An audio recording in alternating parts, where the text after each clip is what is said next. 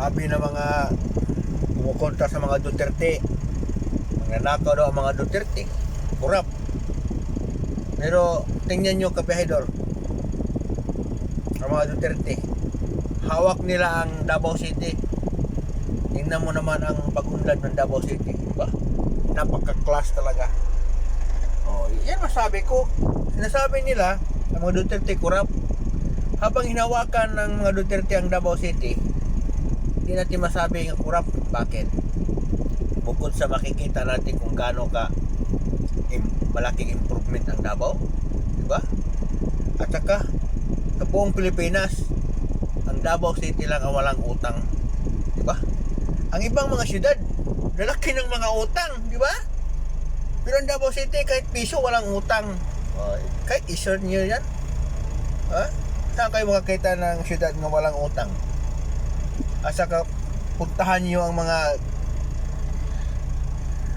gamit ng mga Davao City, gaya ng ang mga ambulansya, mga fire truck. Mayroon pa silang mga bus doon nga free ride, di ba? Daming mga programa ang mga Duterte doon sa Davao nga talagang nakinabang talaga ang mga taong bayan. Kasi ang mga Duterte hindi korap. Kahit palagi sinasabi ng mga kalaban na korap ang mga Duterte, patunay lang yan na ang Davao City walang utang. Ang laki ng improvement. Ang ibang syudad nabaon sa utang, di ba? Dahil daming mga buhaya. Tingnan niyo ang Davao.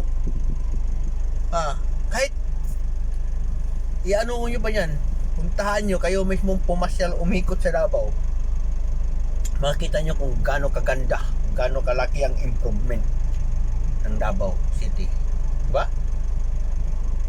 Kaya ang mga Duterte, mahal na mahal ang taong bayan, hindi lang sa Davao, pati sa ibang lugar mahal ang mga Duterte, dahil alam ng mga tao, ang mga Duterte hindi korap. Kasi kung korap pa ang mga Duterte, biro mo, ilan years na hawak ang Davao City. Nanggaling pa yan kay Tati Diggs. Napasapasa na sa mga anak ang maging mayor dyan. Hanggang ngayon, si Bastian mayor, wala pa rin utang ang Davao City. Diba? Hindi nagkaroon ng utang. Saan ka? Tingnan mo ang ibang mga syudad. Ang lalaki pa, pero nabaon sa utang. Bakit? Na puro utang. Di ba? Kung magnanakaw ang mga Duterte, hindi natin makikita ang Davao City na maunlad. Yan lang. Kasi ako noon, nakapunta ko ng Davao doon ba ako nagbiyahe. Pinangkita ko talaga kung gaano kaganda ang Davao. Di ba? Ilang years ako nagbiyahe ng Davao. Sa lahat na syudad na napuntahan ko, ang Davao lang talagang grabe. No? Napakalaking improvement. Kahit nga ngayon, binabalita nga ngayon sa mga TV station nga hindi bayad nga mga ibang tao ng ibang bansa at dumidiretso na doon sa Davao para doon magbuhos ng mga negosyo nila.